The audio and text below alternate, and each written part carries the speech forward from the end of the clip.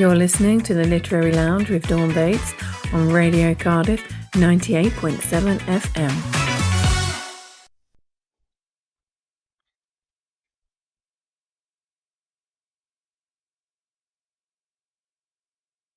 Well, hello. How are we all this week? Oh, yes, I'm feeling okay. I'm feeling quite jazzed, actually. I've got an amazing playlist for us all this week. Well, I think it's pretty amazing anyway. I really do want to get us all ready for the weekend, Dawny style. And those of you who will have known me back in the 90s will know that the hashtag Gabba was made for me, obviously, but not obvious to some of you because you don't know me yet. But yeah, so I have some really cool tunes for us and leading us into the weekend. But I wanted to touch on something today that, well, I'm going to be talking about the pronunciation of certain words. There are just certain things that really. I was watching MasterChef, and it's the way they say aubergine. And I don't know about the rest of you, but there's just some things like people chewing gum loudly or eating with their mouth open. Just close your mouth. I don't need to see you chewing. I really don't. It's disgusting. Close your mouth, don't make so much noise, and just eat properly. But the word aubergine, it's an AU, which is an OR sound, as in because or autumn or cause or, other words similar to that. It's not spelt aubergine. And I know, aubergine is a French word, but they say aubergine, or however the French like to say it.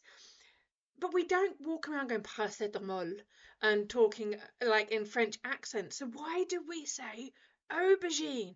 Why do the top chefs say aubergine? It's not aubergine, it's aubergine. Like I said, autumn or auburn. So anyway, rant over. Now, having said that, I've come to Cardiff to live, and I used to say I'd like to go to Sophia Gardens. And then people like the Uber drivers or the taxi drivers would go, where? And then I learned that here in Wales, you say Sophia Gardens. And then it started me thinking, okay, well, I know that the French say le, and they do say o for the sound of AU. But if I was speaking French, that would be one thing. But these chefs are not talking French. They're talking English. Now, I know that when I say Arabic words, I do have an Arabic accent. And when I say Spanish words, I do come out with a bit of a Spanish accent. Ask my children, they will tell me, Mum, why do you always change? I'm like, well, kind of just, it's natural. When you learnt that language, you kind of have that accent. Because if you're just learning the languages and saying it in an English accent, you're not really learning the language, are you? You're not feeling it. You're not eating it and dancing it and absorbing it. And yeah, like each language has its own rhythm and one a certain head like certain languages like head languages like German. It's a very head-based language. The Latino languages, they're all like, they're all sexy and you feel them in your body and you just want to dance.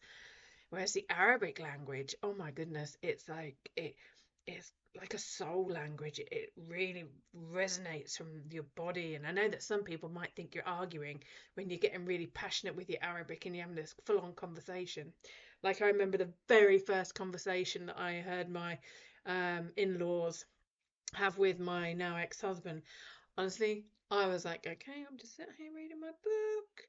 I literally was sat there reading my book because they were all talking in Arabic and I had no idea what they were talking about. And I was like, I'll just let them carry on. I'll read my book. Any excuse to read a book. And then all of a sudden it started getting really heated. I think I'm going to go make a cup of tea because, a cup of tea solves everything, doesn't it? And then they all started laughing. I was like, hey, what? Like, weren't they just arguing? And then like my ex-husband came through to the kitchen. He goes, "Are you all right, babe?" I was like, well, he didn't say babe. And he didn't say it with an East End of London or Essex accent either. And I was like, yeah, I was just a bit nervous because you all sounded like you were arguing. And then he started laughing. And I was like, what? But But then when I learned Arabic, oh wow, yes, juicy language, very passionate, very much. And I'm really glad that I learned Arabic and Spanish because they are just such beautiful languages, as is Italian. It's bellissimo. Yes, yes. Anyway, but again, when it comes back to words and the pronunciation of words, we do say them different. Like I remember when someone said to me they were going to Marbella. I was like, Marbella? What? Oh, you mean Marbella? Again, because the double L in Spanish, depending on which part of if you're in different countries in Latin America, it's not going to, different. Okay, so Marbella, it's Marbella. But also, again, in different countries, the pronunciations are different, and even some of the words are different. So, for example, when I always knew beetroot as bitarroja. But when I got to Latin America, I think it was Chile, it was called remolacha, and no one had an idea of what I was. I was like, oh, I want some pita roja. And they're like, what? So again, I know that I might get off on one about aubergine because it's not aubergine, it's aubergine. Yeah, and I do love aubergines. I'm quite protective of the aubergine, and not just the emoji, but just when you smoke it and then you add some tahini or tahina and then olive oil, some lemon, and lots of garlic, and then yum yum yum yum yum. Very nice. Love my and again, this is a thing in I was just about to say it's palta, but that's not guacamole. What's the thing? What's the green fruit? Avocado. It's palta is in an abacachi. They're different versions of Spanish, but baba ganoush is what I'm thinking of with the aubergine or matabal in Egypt. So there are things like that. So I do understand it, and I do understand that different places to call things different names. But I just had to get that out. I just had to get that out. I really did. And again, it's like names. My eldest son is called Khalid, and it really bugs me when people call him Khalid. It's not Khalid. It's Khalid. It's not Khalid. It's not Khalid. It's Khalid. And if my mum has learnt to say it, then and we break it down, but people really don't like to learn how to say people's names properly. And I went to school with two lads.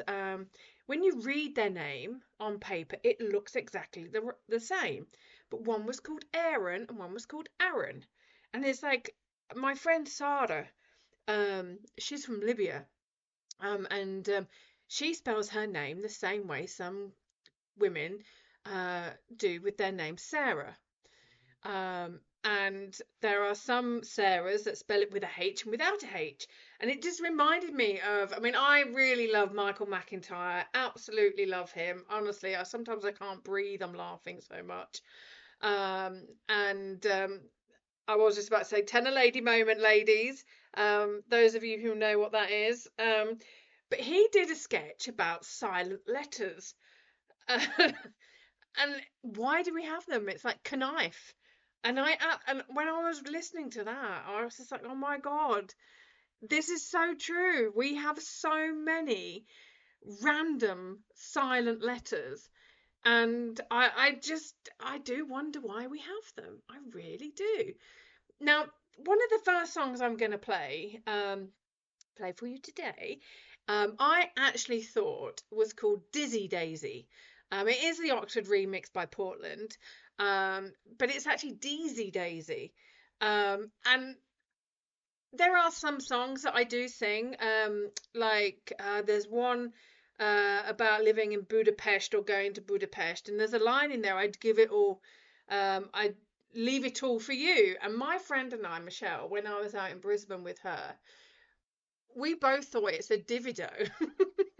So there's her and I singing along, saying the same thing, like on opposite sides of the planet. And it wasn't until her partner came in and said, "What are you two singing?"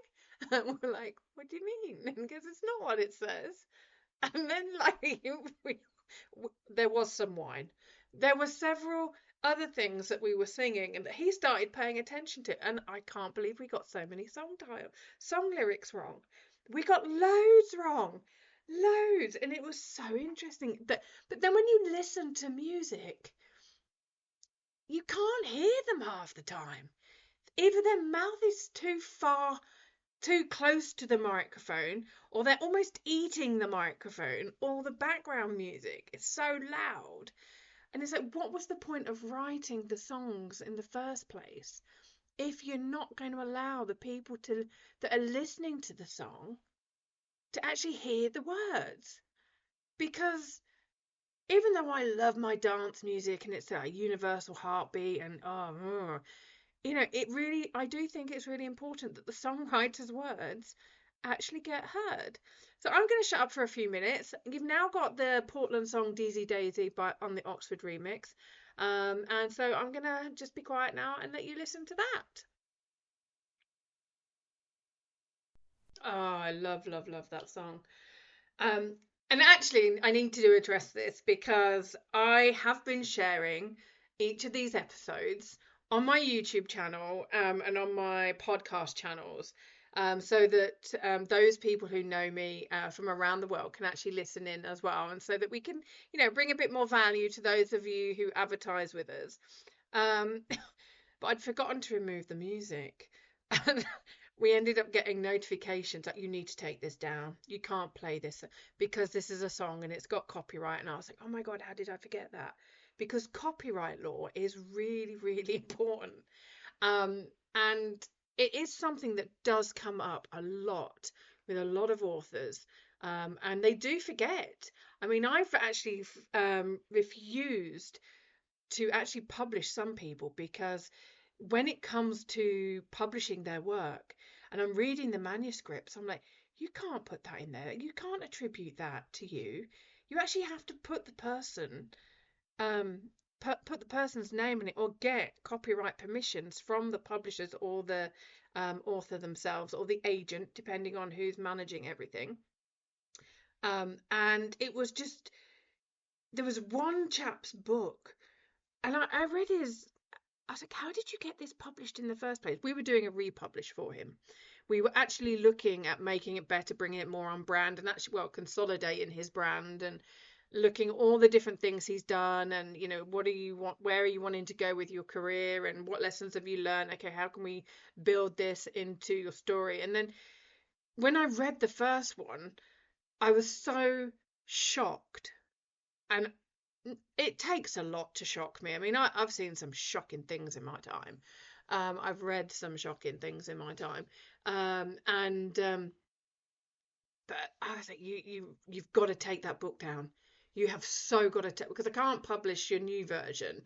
Well, until you've taken down this book anyway. But he refused to, and I was like, I can't work with you. If you are not going to protect and respect the copyright laws, then I'm not working with you, because one, it's dangerous for my business and my reputation and the legacy I'm building for my children. But two, I don't want to end up wasting my time in a courtroom. And I'm not going to put my name to something that is going to damage my family name, because, my nan and granddad gave me my surname. Thank you, Granddad. And my parents gave me my name, and I'm not going to do anything to disrespect my name. And I know I come out with some wild theories that some people think you're a conspiracist. No, okay, there's about 6 to 12 months between what I say and what comes public. You only have to look at the latest report from the World Economic Forum on what COVID really was. But there we go. That's a different story for a different show. Do your investigations, people.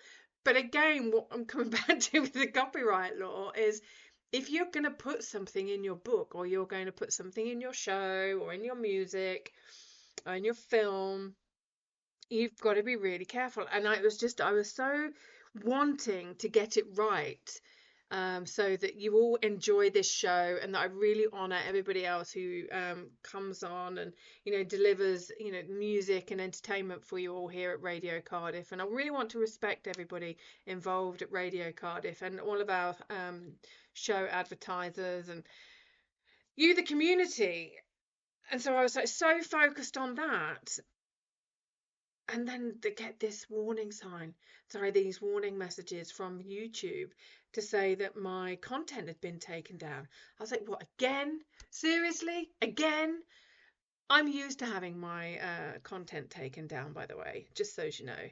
Um, my YouTube channel it's been a bit of a journey with my YouTube channel, actually, because even though I've been creating videos on how to publish and how to write about certain things and, different contents of the books, etc., that I've written and helped other people to write, some of my content, because people are just not ready for Dawn. People are not ready for my kind of thinking, apparently. Apparently, I'm ahead of my time. And that means I'll be around forever, apparently. But, that's a good thing. You want to be writing an evergreen book. You want to be ahead of the curve, as they say. You want to be, they're ready to ride that wave when it comes in. And we really do have to be careful what we're saying and writing about. The amount of times I get shadow banned, or I've had content taken down, or press releases refused because of some of the content that I write, or some of the videos that I've recorded. And then what happens? About a year later, a celebrity comes out and says it, and it must be true. Oh, what? So just because Woody Harrelson came out and did the film Kiss the Soil, now you're all listening. But even though I recorded it when I was in Colombia, like, all those years ago, now you're listening. Okay, right, I see. And that's the thing. We're seeing so many celebrities pumping out books. I mentioned it last week. They're using ghostwriters and using their name. Like, David Walliams, I mean, I've not read his books, but would he have been as successful without the TV shows that were created by other people where he just happened to be the actor? And now and I absolutely, use your talents. I mean, I've never read his books. I kind of want to boycott them in a way because I want to support other lesser known people. And how many of us do that? How many of us support our friends or those we know or the local artists or the local writers? How many of us actually do that? Now we're coming up for our next song, it's a remix, and I really love this one. It's called One Day, and it's by Baker Max, and it's the I Have a Dream remix. Because we've all got a dream inside us somewhere, haven't we?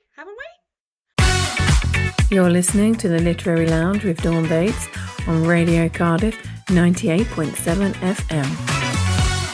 So there you go. There's your news and your ads.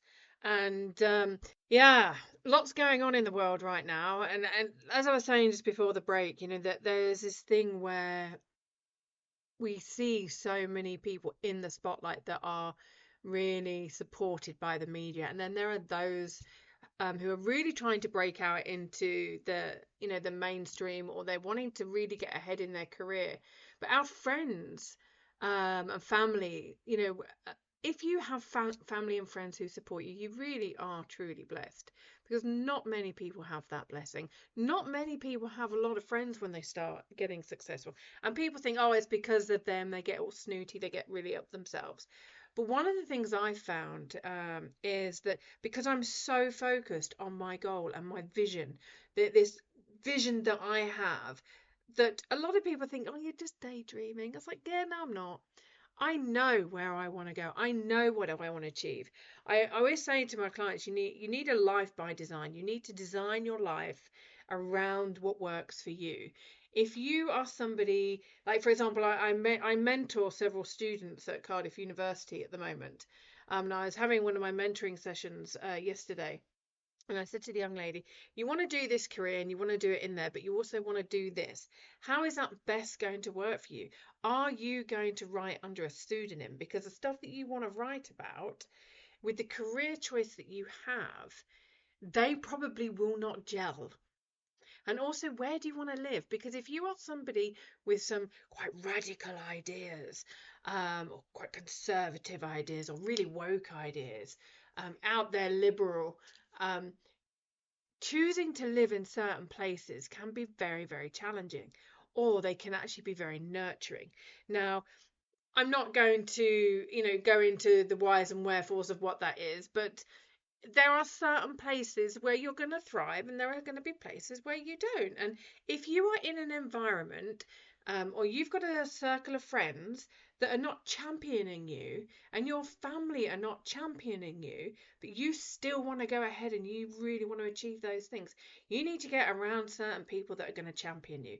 You absolutely do, because if people can't be happy for you, that you are chasing your dreams and you're achieving them, then why would you be around them? I mean, I'm not saying burn the bridges, never speak to them again. I still speak to my parents. I don't speak to my brother and sister, but I know what I want to achieve. And when we're building these visions, or we're writing these books, or we want to write about, certain things that go on to film, like we're writing scripts. Now, there is a movie at the moment. It's on Netflix and it's called Abigail. It's a horror. Is it really a horror though, or is it more of a comedy? Uh, I mean, I don't watch horrors. I really don't. I get scared quite easily. Maybe because I've seen so much stuff around the world and I've written about a lot of trauma and held space for a lot of people that have had trauma as we're writing their books. Um, I don't like horror movies. I really am not the person you need to be taken out on a Halloween night. I don't do Halloween. I do Hallowed Eve. And I celebrate it in a very different way. I mean, when I was in Canada, when I lived in Canada, oh my gosh, like they really do Halloween there. There was one house that I walked at and I was scared to walk past it in the daylight. And it looked amazing, but I'm not someone you want to take on the ghost train with you, especially if it's a good ghost train. If it's what was that? Okay, a few cobwebs. Yeah, that's not really a ghost train, is it? And that's the thing. People do things quite half-hearted, in a lot of ways, and people do things half-assed. Oops, sorry. They do things half-hearted, and there's a lot of corners being cut in a lot of different areas. Like I mentioned the chap before who didn't want to change his book, even though I'd said to him, you've got a legal case on your hand if anybody in that book finds you. Honestly, the millions he could have been taken for was absolutely unbelievable. I really would not want to be his life partner. Just doesn't listen. But anyway, moving on. But the support that people get, if you've read a book and it was a good book and you enjoyed it, recommend it to a friend. Write a review. It takes a few moments of your time. Because I guarantee you that if you're having a really bad experience, you want to warn people about all the bad stuff about that restaurant, or the food wasn't cooked, or the thing didn't come, and and it just, or the delivery company was really bad, and instead of like delivering your parcel to your door, it delivered it down the road, and you'll be really ranting and raving about that. But change it, switch it up. Instead of writing a complaint, write a praise. I call it a praise or a gratitude. Like even in the books that I write and I speak with my clients and help them publish, instead of doing an acknowledgement, which has been the way it's been for God knows how long from the beginning, I say let's write a gratitude. And we write a gratitude for whoever it is that we're grateful for. And I just feel it has an acknowledgement is like, yeah, okay, thanks. Whereas gratitude is like, I'm really grateful to you because you did this and you supported me and you were this for me, you helped me with this, or and it's a very different energy. And I know that not a lot of people like energy. I know I'm sometimes a bit too woo-woo for some people, but that's okay. It's okay to be a bit woo. And I read something the other day about how the manifestation process has been, because people haven't understood it properly and they haven't understood the practice of it properly, some people are dismissing manifestation, or it's become very, very woo woo. They think it's, you just sat there in a yoga stance and you're making sound with sound bowls and you're chanting and you're journaling and you kind of putting all these hopes and dreams into thin air and hoping that something's going to happen, but you're not taking aligned action. And one of the things I've realized over my life is that lots of things that so for example, when I did my dive certificate, and I had written out just before I left Brazil and went down the Amazon into Colombia, um, which also, just so you, bit of a trivia fact here, Colombia used to be known as the land of water. Obviously, I went there, being, ocean soul and all that jazz. Yeah, oh, I love the ocean. Love being on her, in her. Yes, just love it. I really don't. That's why I have to live in Cardiff at the moment. I need to be near the ocean. I need to be able to go and walk by the ocean. And until I found the village by the ocean that I really want to be in, then. Anyway, I'm digressing. What were we saying? Manifestation is a bit woo woo. And there lots of people came and said, you know what, it's not really cool. It's not very scientific, but it actually is. It's like this vibrational frequency.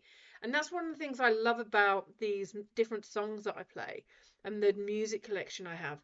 Now, the last song I'm going to play for you today, this song is something that really, really gets me going. And it's just, I can't sit still when I play it. And the one before that, I love the original, but I do love the remix. And the the songs that I play for you, they are very different, and it really is looking at how we really tune in to who we are, because the energy signatures and the things that we feel and the things that we want, when we write them down and we actually tap into that energy and the emotions of what it is that we're writing down and the things we want to achieve, and I really want to experience this, and we go, wow, I get really excited when that happens, and like you just feel that tingle all over. It's like, oh, that's very nice. um that is just a part of it. It really is. You do have to take that aligned action, and you do have to repeat it day in, day out. And there are some people that they say it in the same way and they get bored of it. And there's something we've all heard of this phrase, doing the same thing and expecting a different result is a definition of insanity. It does get boring when you're working towards these higher goals and this higher version of self. And some people go, Dawn, what are you talking about? Just set a goal and get on with it. Just take the action. And but then and they're kind of missing the point, because success is not only strategy. Some people will say that it's 80% strategy, 20% emotion, but then there are others who really, really manifest things really, really quickly, like Regan Hillier. She's been one of my mentors. And if you don't know who Regan Hillier is, go and Google her. She's this young woman, I say young woman, she's younger than me. They're all young when they're younger than me. And she's manifested stuff like you would not believe. Yes, she put herself in different certain spaces, and she really invested in herself. And a lot of people would say that her success is insane. And here's somebody else who talks about insanity. Jamiroquai, and I absolutely love Jamiroquai. Just the hats for a start, the funky moves. But they do think that Regan had a lot of help, and yes, she did, because she put herself in the places she needed to be in to learn the things she needed to learn, to not be the smartest person in the room, and she didn't cut other people down to get to where she wanted to be. And she's got this manifestation technique, and when you look at her success and then you look at other people's success, you go, well, why was it so good for her? Why did she manifest all of that? And how did these people like Jamiroquai, and what's her name, Taylor Swift, how did they manifest and achieve so much when others who are manifesting don't achieve what they achieve? There are some people that criticize Roxy Mafusi. Roxy Mafusi. I think that's her name. I'll check while you're listening to Jamiroquai. Bear with me one moment. It was Roxy Nafusi, not Mafusi. I knew I'd get it right. People talk about her rise to success. She wrote a book called Manifest, and in there she talks about, how she manifested a new life for herself. She got together, and she attracted this guy, then had a baby, and da da da, and she's built this business. And some people say, yeah, but it was all right for her because she came from wealth, she had all the network, she was already one of these wild childs, already in the newspapers, and so her cleanup act did get a lot of attention. And you do see that there are certain people that do accelerate their results a lot quicker. And that a lot of that comes down to having the family support. Now, some of you will be watching the what's it called, Becoming Gordon on Netflix, and they'll be looking at his rise to success. I mean, quite a big rise when you think about the fact he's now got Lucky Cat and Gordon High Rise, restaurant Gordon Ramsay High, at the top of Bishopsgate, number 22 Bishopsgate. And when you look at his rise to fame and the way in which he has created such wealth and all of these different businesses, like the restaurants and media companies, the social media, and and all of these things, he's just gone all hell for leather. Was he in the right place at the right time? Some would say yes. And again, I mentioned Mel Robbins last week. She did a TED Talk before TED Talks were a thing. She did one of the very first TED Talks. So she was able to ride that wave of them getting bigger and bigger. And those of us who work within large organizations, whether it's a corporate world or whether it's academia, whether it's in the hospital, and you have this community around you. So when you start on your journey of being an entrepreneur, you have those friends and those colleagues that you made in your previous job that will then hopefully support you. But then there are others that have always been on their own. They've always been that introvert. They're not really one for video. They're not one for, getting out there and talking all the time like me. I know I talk a lot, and, but when you consider that I spend most of my time by myself, the fact that I do talk if I talk a lot with you, it's because I'm either doing this as a radio show, or I'm doing a training, or I'm doing a podcast, or I'm being interviewed. Or if it's in person and it's socially, it's because I actually want to spend time with you. I don't spend a lot of time with a lot of people. I am very much the woman with a dog by her side. I've actually got two at the moment, and neither of them are snoring, which makes a change. Chewy's getting, I'm telling you, Chewy snores. That dog can snore, and sometimes it's like, will you just be quiet, dog? Apparently, gluten is not a good thing for you to have if you're a human and you have a snoring problem. I used to work with a chap who, he used to be my client, Solutions for Snoring. Very lovely chap, and it was fascinating putting some of his work together and writing press releases, so writing copy for his marketing brochures, etc. And again, writing, this is called the Literary Lounge. Why do I waffle on about all these different things and these different careers? Because every business needs good writers. Every business needs people that can read properly, because you're putting out brochures of one kind or another. You're creating scripts, you're putting out social media posts. Yeah, a lot of people are video driven, but I'm not. I would rather read a white paper or read an article that someone has written than watch a video. I don't care if the video is only 90 seconds. I don't care if the video is only 5 minutes. I would rather get a mug of coffee or a cup of tea or a glass of wine and sit there and read about it and switch off from the technology. I mentioned this last time. It's about taking that moment away from the laptop or from the computer screen or from your phone, and taking it away, and you get your pencil and your highlighter pens, you read the report, in the book or the notes that you're making. And yeah, you can I know that some people go, yeah, but you're printing off paper, and it's like, yeah, I get it. But if you're using the back of all the mail that you get through in the post, because there is a lot of mail come through, isn't there? I mean, I am not subscribed to a lot of things, but goodness gracious, is there a lot of paper? Like, especially if you get stuff from HMRC, there's always the other side that you can print off. Or you can buy recycled paper. And some people might say, recycled paper's not that great, but it gives your eyes a rest. Gives your eyes a rest from all the white lights and the blue lights and blue screens. My glasses have got the blue screen detractor on.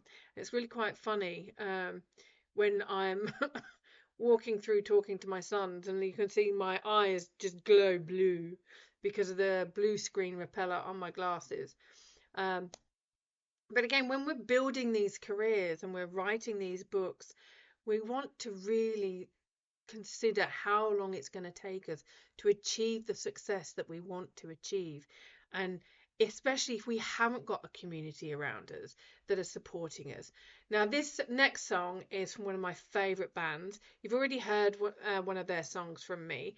This is Morcheeba, and it's Rome Wasn't Built in a Day. And I do think that this is really quite poignant, because we do have to believe that, yes, we can manifest our life, but we've also got to be patient with ourselves and with others.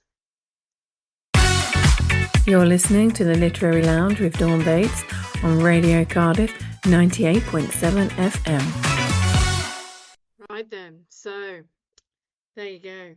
That was a nice tune, I reckon, but there we go. So where are we going from here on in? Because we're talking about manifestation, we're talking about people supporting us, we're talking about creating that big vision. And knowing that, as Morcheeba sang, Rome wasn't built in a day. And I don't think it really matters whether we are talking about the life of, well, it doesn't really matter whether we're talking about the life of an author or a songwriter or a nurse or a doctor or people who work in civil service, or whether we're talking about gardeners. We've all got a bigger vision of some kind, something that we aspire to, something that we want to learn about. Like, for example, if it's a gardener, what kind of plants do you want to learn about? What kind of landscaping do you want to improve upon and learn new skills? And whether it's, I was just watching as I was walking the dog the other day, these chaps have been transforming the front of this property, and I was like, how do they do it? I can see how they do it, but how do they know those colours work, and those plants go there and that should go there? And the names of these plants that they've chosen, they're going to be Latin names, and these people that are they're going to have learned how to do the soil, and they're going to have to have studied. And this is the importance of literature in every area of life. It doesn't matter whether you are a hairstylist or whatever it is that you are. I'm really hoping that hairstylists will be able to read and mix the colours, which I know they do. A friend of mine is a hairstylist. I go to one myself, and I look at how they know and the measurements that they have, and the way in which they just make what I consider impossible or way above my pay grade, as they say. I am not the person you want to ask to do your hair, unless you want your hair bicking, the good old Bic razor. I will do that.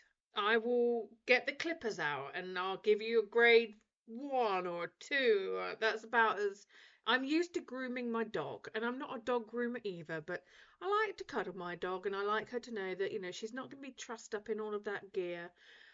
This is not a red room with Christian, whatever his face is, out of 50 Shades of terrible grammar and grey.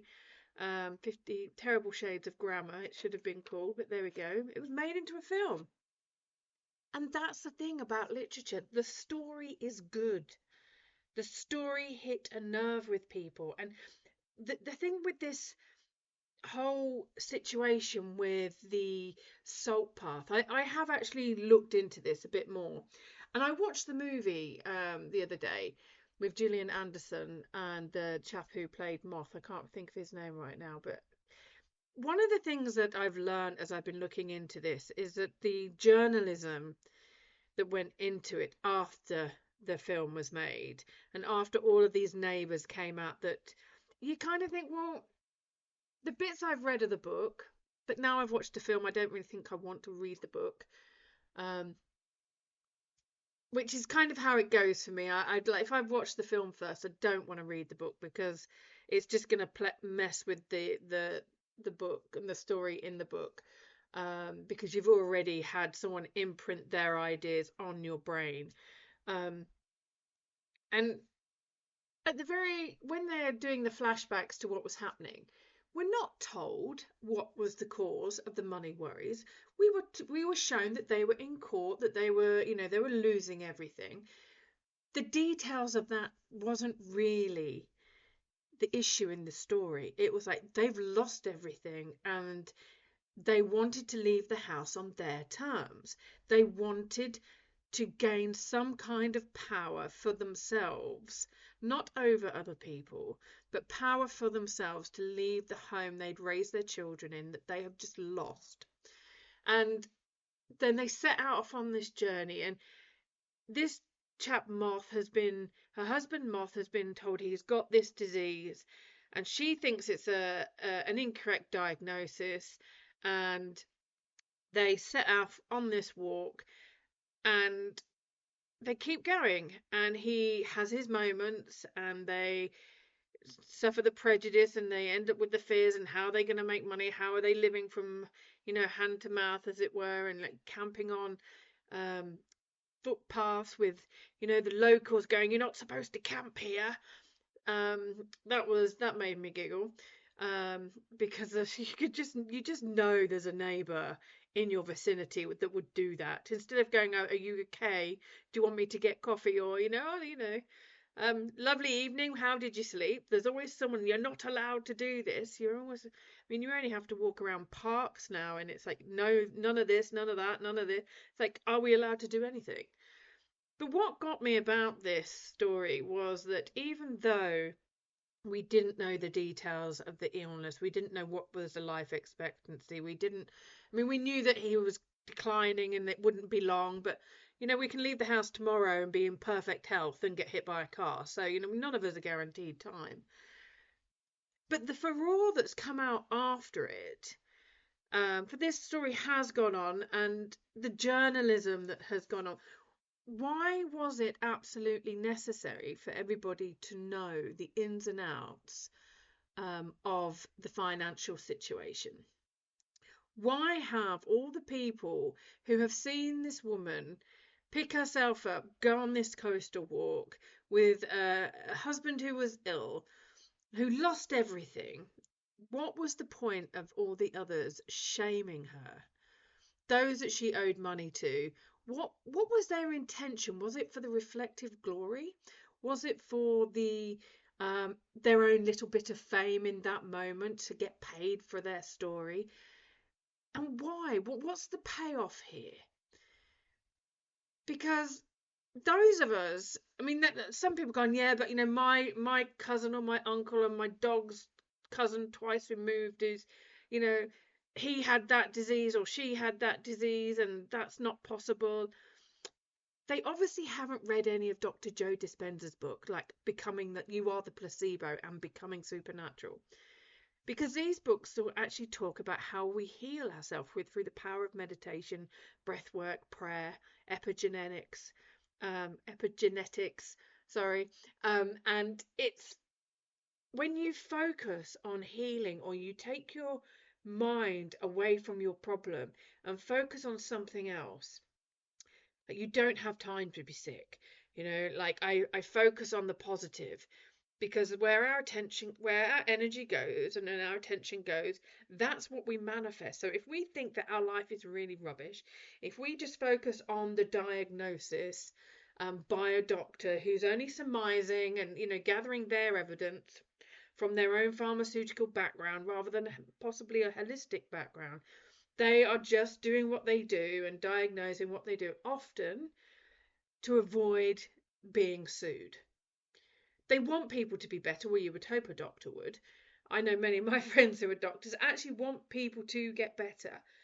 But the majority of them also know that if they make a misdiagnosis and give someone medication, and that person has, an adverse reaction or for whatever reason, there's also the lawsuits that they're also facing. So not only are they making diagnoses, they're actually covering all bases.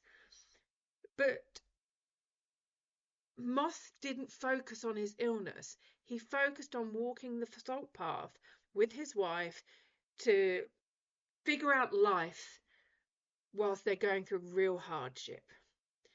And it took a lot for them to really, I mean, it must have done. We've all had money worries at one point or another. I mean, starting the business, those of us who have not been given a big redundancy payout or a layoff payout, if the company has folded or like there's been a crash or illness, we've all had a money worry at some point. Even Gordon Ramsay, building 22 Bishopgates with all this investment, there's money worries there because he's got to make it work. And you have to really, really dig deep and find out where that magic is inside of you to actually be able to move forward in life and go, you know what, this is where I'm at. This is what I've got to deal with. And I can either sit here and be a victim of my circumstance, or I can go and walk the salt path. I can go and take the time and explore the country I live in, or go and explore the world, so that I am giving myself that time and that space without that worry, and really connecting with my soul, really connecting with that deeper message within and that magic within to create a new life. And they have done.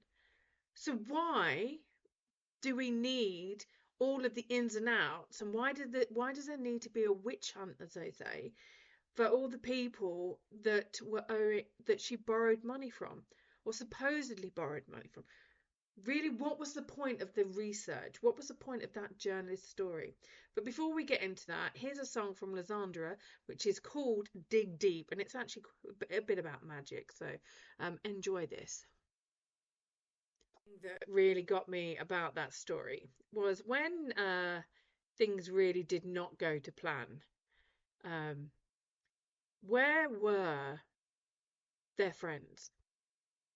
Where were the people rallying around them saying, you know what, you can come and stay on my couch. You can, I've got this, because you don't get to have a big house like that and be in a community for that long and not make friends or not have people come and be, they would, it just baffles me the amount of people that have to face struggles alone. It really does. And this is the thing, we had on Wednesday evening, we had one of my very first book talks, book readings, and I was reading extracts from the Owning Our Ovaries book about the journeys that these 7 women have gone through from 5 different countries, and we've all come together to write this book in order to raise money for endometriosis. So all the royalties from this book go to that. And while we were at the event, and I've read these little bits of these extracts of the chapters and why the book was created, the ladies that were in attendance, they were, giving, their what was coming up for them, their reflections, their ideas, their own experiences, and relating it. And one of the things that we all agreed on is that we're living in a world where everyone wants to know everybody else's business, but when it comes down to people supporting each other, there's very often a lot of people struggling on their own, afraid to ask for help. They don't have those people in their life that they can call upon. They end up scrolling through their phone looking for that person to call. And for example, in my situation, a lot of my dearest friends live in different countries, or they live at the other end of Britain. And if I needed them in an emergency and I needed, life-saving, or I needed just somebody just to rock up and, knock on the door, let themselves in, through the back door as it used to be, where that wouldn't happen. It would take my nearest friend over 7 hours to get to me. That's a friend I've known for a very long time. Now I'm making new friends here in Cardiff, and I know that I can call on them. And I'm very blessed that I have that. But there are a lot of people who don't. And for some of us that have been lone wolves all the time or have learned to distrust people, when you enter a situation such as the Salt Path story, and you're doing your best to turn it around, and then you have the people from your past come out of the woodwork to rat on you or to really expose you, and then you have a journalist who wants to really bring you down and expose everything and expose other people's stories, and I get that context is really, really important, but for me it just seemed that there was a little bit too much jealousy in all of the publicity that followed it. Now we could say that the publishers didn't do a very good job researching, the background story, but maybe they did, and they just thought it's not about that. It's not about the past. It's about the alchemy of the solution, the alchemy that these people have been through. Looking at the situation these people have been through, the alchemy and what they've gone on to do, and what we can actually do to help these people turn it around. And that for me as a publisher is one of the reasons why I publish the stories that I do.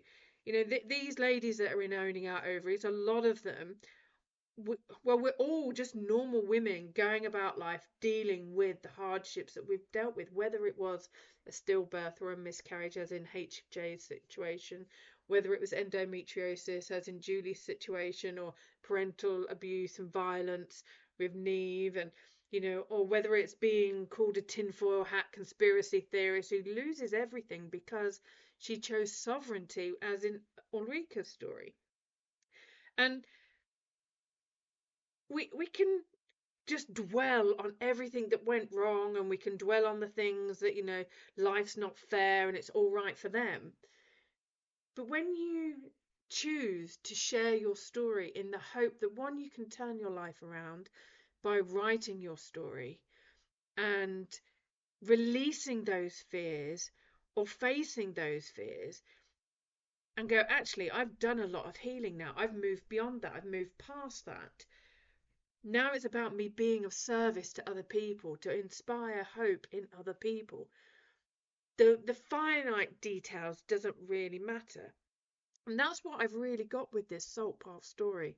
The more I've read the articles that the journalists have done, and the interviews with those that were hard done by, how about we actually look at what they were going through? You've got a husband who is ill, the wife is trying to do everything that she can to hold everything together. And where are their neighbours? Where are their friends? Where are they? And we hear this quite a bit with a lot of men who have taken their own lives, or people that have taken their own lives, as we highlighted in the Man Up book, with Tough to Talk, and with the Alive to Thrive book that Debbie Debonair wrote. And all of these people, they got to the point where they wanted to take their own life, and it was hard for them to ask for help.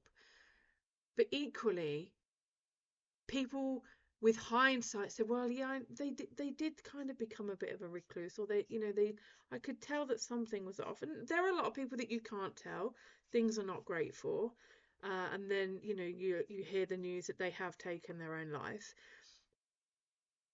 But we all live in communities. But where is the community? I mean, where I live, there are there are lots of apartments where I live. We are in a community, and there are some really wonderful neighbours there. But there are also some people that they make it unpleasant for other people. And I'm going to call out some of the dog walkers, not just in my community, but the dog walkers that don't pick up after their dogs. Really? Seriously? How old are you? 5? sort it out, because I'm having a bit of a rant today, as you can tell. I quite like having a bit of a rant every now and then. But let's just consider who we are for others and whether we're actually going to be there for others. Now, this next song is Nicodemus and Will You Be There? I love this. It's one of my favourites. Everything's my favourite, obviously. You're listening to the Literary Lounge with Dawn Bates on Radio Cardiff 98.7 FM. Will you still be here? And that was the news and the ads for our sponsors there. But will you still be here? You know, that song, it's got a lot of those, many of us will be relating to that. Now, before the ad break and the news, I was talking about Raynor Wind's best-selling 2018 memoir, The Salt Path, where people considered that it was misrepresented, inaccurate, or admitted details regarding the loss of their home. But are we really wanting to get bogged down in the finer details, or are we looking at, the real transformation that people go through and the inspirational stories? Now, one of the things that we're doing in my Author Academy this month is actually looking at journalism, research and investigation, the cross-referencing. So everybody who turns up for Writers' Hours this month, and we actually do the group coaching sessions, this is the thing that we're going to be looking at when we're writing about a story. Because whenever we open the news, or like open, how many of us open a newspaper these days? But when you see news articles or, all this clickbait stuff, people get caught up in the headlines, and like there's so much irresponsible journalism at the moment. Fake news is big, and people are out there and they're wanting to sell their story and they want to bitch and moan about everybody else. But when the people that have done some really great investigation work and they've put together a really great story, it does always come down to it, whether it's a publisher, whether it's the newspaper editor, or whether it's, the agent for a songwriter or a movie, it all does come down to, is this story going to sell? Is it going to boost our ratings? Is it going to make us money? Rather than, how powerful is this story going to be and how much good can we do with it? Now, I'm a businesswoman. I've been in business a very long time. I've built, 6-figure businesses. I've lost it all. I've rebuilt myself again. Divorce tends to do that to you, as well as, a bit of trauma. But I say a bit of trauma. But what comes out of all of that is the magic of strength, the resilience. And what I tend to see is that those who are willing to go to the places where research really matters and the real heart of journalism gets to the core essence of a great story, they're not the quick wham bam thank you man price tag, drop the thousands or the millions in viewers or dollars into the numbers, into the spreadsheets. They take time to nurture. I mentioned gardeners at the beginning. If a gardener, if journalists and publishers and writers thought more like a gardener, planting these seeds, watching them grow, moving them about here and there, tweaking this and finding out where the sunlight and where the growth really happens to allow each flower and plant to thrive. Imagine if the literary world did that a bit more. The world of journalism did that a bit more. The world of movies did that a bit more. Because Eddie Murphy, he's got a what do you call it, biopic on Netflix at the moment, and Gordon Ramsay's just done his, becoming Being Gordon. We've seen Victoria do hers, Victoria Beckham. We've seen David Beckham do his. that I think Simon Cowell has also done one. Frankie James, who is an incredible woman, Ideas Fest. She wrote about it on LinkedIn today, or it might have been yesterday. It's all a bit of a blur.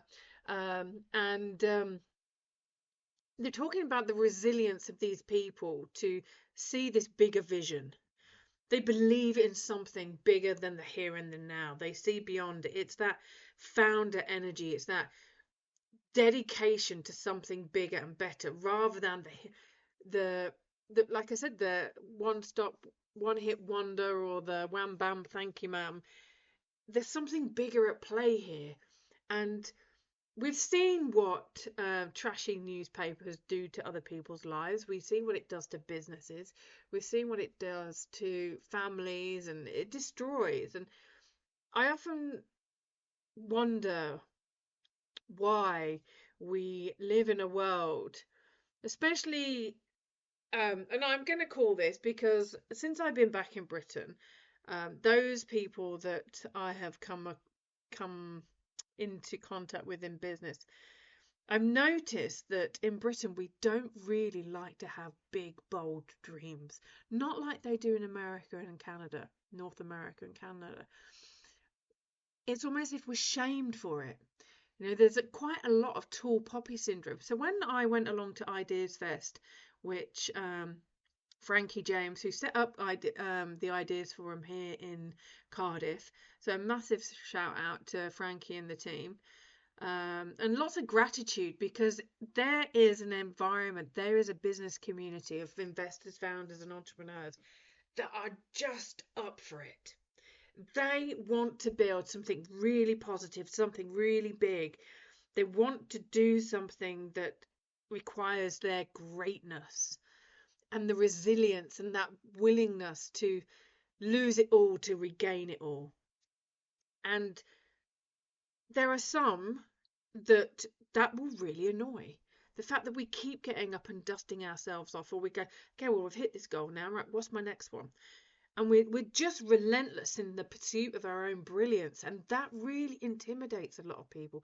I was speaking with one of my authors, Amanda, recently, and she was saying that after her first book, well, when her first book came out, everybody was buying it, everyone was talking about it, but now she's on her third book, they're like bored. And I totally resonated. I've got 28 books to my name, most of them as a solo author or a lead author, and some of them I'm the developmental editor, but all of them I'm the publisher for. And whilst those who've come across me go, my gosh, you've got 28 books, you're like an expert, it's a lot of people that have known me for a while, like where I used to live, I'm not going to mention the city's name, but where I used to live, the more successful I became, the more noses I put out of joint, because I went and did the things I said I was going to do, whilst a lot of the people who were in the business community, they spoke a big game, but they didn't deliver outside of that city. They didn't go and expand beyond that. Now, there's nothing wrong with that, but don't snub the people who go on to do things bigger and better and bolder than we do, because when you're in the room with people who have got bigger, bolder, crazier ideas than you, the excitement that you can surround yourself with, it's like electric. It's one of the most exciting places you can ever be, because people aren't talking about other people, they're talking about ideas and what's possible. And it's like this next song that I'm going to play for you. This is like, I mean, this young man, Swedish young man, I'm not going to give away too much here, but he absolutely went on to achieve incredible things. And unfortunately, sadly, he's not here with us anymore. But this guy's a musical genius. And, there's only 6 letters in his name, and 3 of them are the same. But it's Levels by Avicii, Don't Stop Believing. And it's a bit of a mashup between LeBrink and Hendrik. Hendrik Gruden. I want to make sure I say it right. I put the accent over the right letter, I hope. But it's such a great tune. And we are coming into the weekend. So this is Avicii Levels, Don't Stop Believing, and it's with LeBrink and Henrik Good, that tune. Now, as we know, those of us who are of a certain age, that was a song that was originally sung by Journey, and I remember listening to it when I was younger, and I never really it never really hit me until my Aunt Amy, and those of you who've read my first book, Friday Bridge, um, you'll know that my Aunt Amy said to me, always believe. Now, she never ever told me what to believe in. She didn't tell me to believe in God or to believe in myself or to believe in anything. She just said, always believe.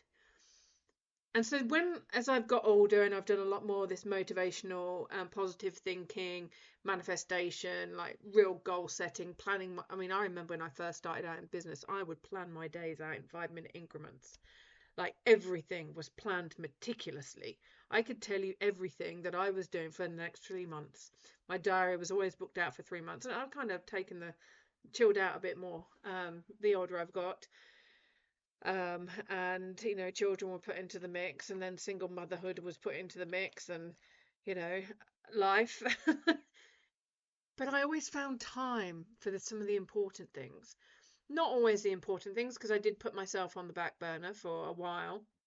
And I shouldn't have done that. And it can be hard to get back in that momentum of putting ourselves on the to-do list or on the to become list. But when we do, and we believe in ourselves and we believe in those dreams and we do those things we've always wanted to do, whether it is through the journaling, whether it is writing a book or writing a song or reading or studying or writing an article, or whatever it is that we want to do with our life or create in this world. I mean, if you'd have told me that my life would be what it is today, like my 8-year-old self would be thinking, you're a bit of a badass, really. And she'd be right. I am.